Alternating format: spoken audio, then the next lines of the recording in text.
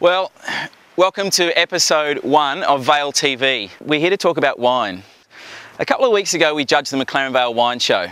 Now today we've pulled all those trophy wines together. We've got a couple of the local winemakers and they're waiting for us right now up at the Star of Greece Cafe on the cliffs. It's a beautiful spot. Let's go taste. Feels so Boom! Trophy! That you should. No, I shouldn't have said that. set the house on fire. Defined quite simply, it's just a combination of eccentric people who love to play and love to get the most out of life. So. All right, good. Shiraz-a-thon. Yep, continues. This was the best Shiraz 2006. This is the Serafino Shark Tooth. Serafino kicked butt at this wine show. They did have a big. They had a purple patch.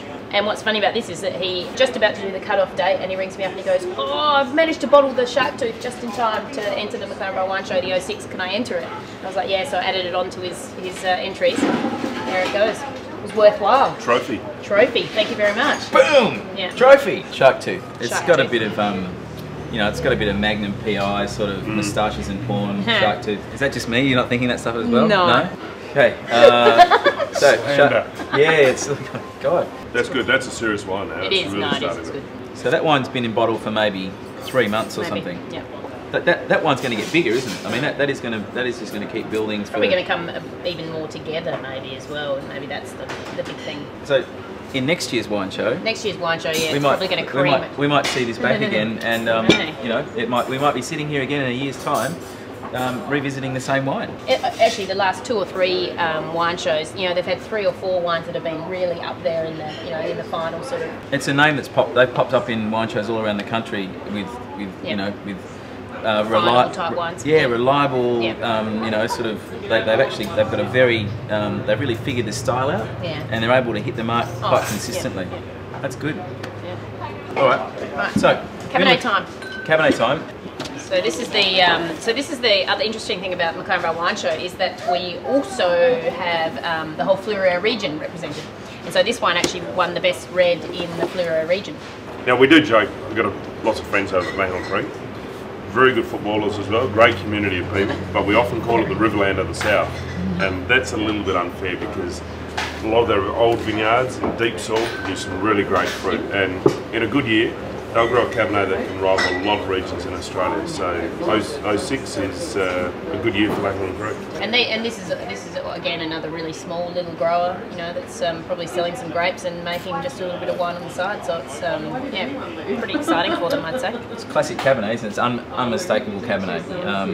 You know, it's got that like tomato leaf and a little bit of herb. And It's almost got like one of those, you know, when you get that floral lift off that comes off of the palate as well. Cabernet does that. Cabernet has that good. ability to be lovely and fragrant in the mouth. Yeah, what do you call that? Intranasal? No. Retronasal. Retronasal. Retro. That's word of the day so far. Word of the day. Yeah. No, ragu is. Ragu. Ragu. We'll vote at the end. We'll vote at the end for word of the day, and you can phone in here at Shiraz-a-thon and vote for word of the day and pledge your donations to the McLaren Vale Wine region. All right, Jock. Now you can do that the whole proper serving, opening a. The Kiwi Twist. Right. Kiwi Twist. Kiwi Twist. You need to do some stretches before you do this. In New Zealand, I put on my high heels to do this. I'll give you some familiar training before you do it. So you say, thank you very much, excellent choice. So just try that. Thank you very much. Excellent choice. There you go. It's pretty Sir. good. Yep. Sir. Sir or madam. And very roughly, below the crack, twist the bottle. Now, so you don't end up like a peanut, give it at least a turn like that. The arm should be slightly, and then Catch it. Nice. And pour. and pour. And pour all in the one. Thank you, sir. Pour You don't mind it. yourselves. Oh, look at that. Beautiful. It made you undone. There goes the tip. Back to the most important bit about this. This Serafino Cabernet 2006 actually won. Can we put a drum roll Yeah. effect? We'll put a drum roll effect over it. Boom! Boom! Serafino Cabernet Sauvignon 2006 actually won the Wine of Show, which is known as the Bushing King or Queen Trophy. Scott Rawlinson, again, who we were just talking about, Serafino. McLaren Vale Cabernet, very exciting of late. Yeah, it is. Like Jimmy Watson trophies. Jimmy. Can I ask you a question? Is the reason McLaren Vale Cabernet is so popular now is because it's varietal but not grassy. It's got end of palate sweetness rather than end of palate grippiness, and it's that end of palate sweetness that people really find a very welcoming, warming drink.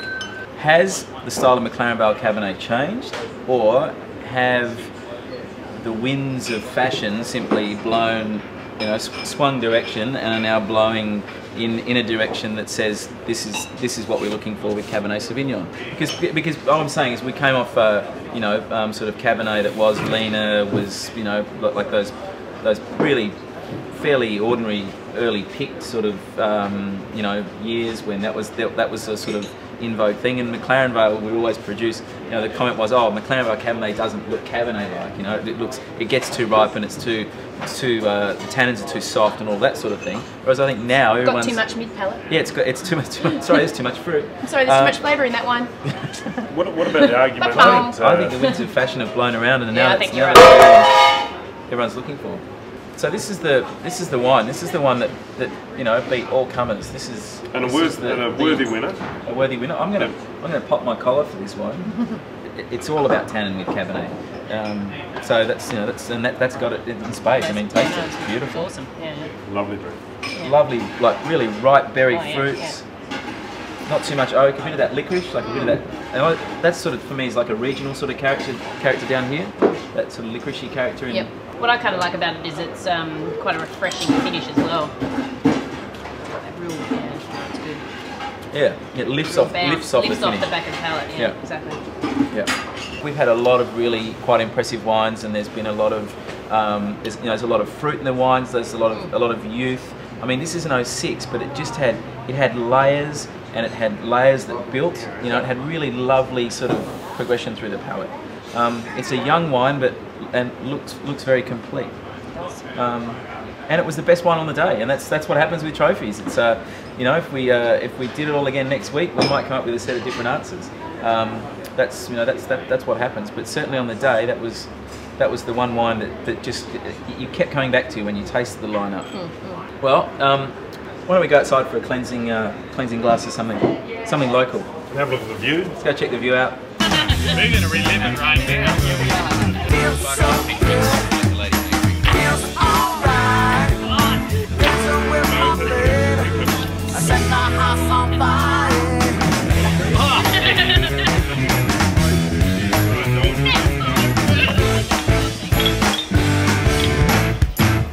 That was really hard effort, isn't it?